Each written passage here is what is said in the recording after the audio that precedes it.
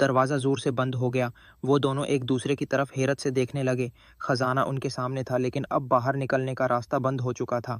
ہمیں جلدی کچھ کرنا ہوگا، ایما نے گھبرا کر کہا۔ الیگزینڈر نے مشال اٹھائی اور دیواروں پر نظر ڈالی۔ وہاں پرانی علامتیں بنی ہوئی تھیں جو کسی قدیم زبان میں تھیں۔ شاید یہ ہمیں باہر نکلنے کا راستہ دکھا سکیں، اس نے سوچا۔ ایما نے دیوار پر ہاتھ پھیرا تو ایک جگہ پتھر ہلنے لگا۔ جیسے ہی اس نے اسے دبایا، ایک خفیہ سرنگ کا دروازہ کھل گیا۔ دونوں جلدی سے سرنگ میں داخل ہو گئے، جو ایک لمبی اور تاریک گلیاری کی طرح نظر آ رہی تھی۔ چلتے چلتے انہیں ایک اور دروازہ نظر آیا، لیکن اس پر ایک پہیلی لکھی تھی: روشنی کے بغیر میں اندھیرا ہوں، پانی کے بغیر میں خشک ہوں، مجھے پہچانو، تب دروازہ کھلے گا۔ الیگزینڈر نے غور کیا اور بولا، یہ سایہ، شیڈو ہو سکتا ہے۔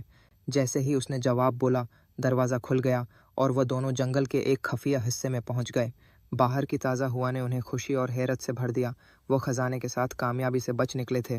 بعد میں انہوں نے یہ خزانہ ایک عجائب گھر کو دے دیا تاکہ دنیا اس حیرت انگیز تاریخ کو دیکھ سکے، لیکن انہیں ایک اور نقشہ بھی ملا جو کسی اور چھپے خزانے کی نشاندہی کر رہا تھا۔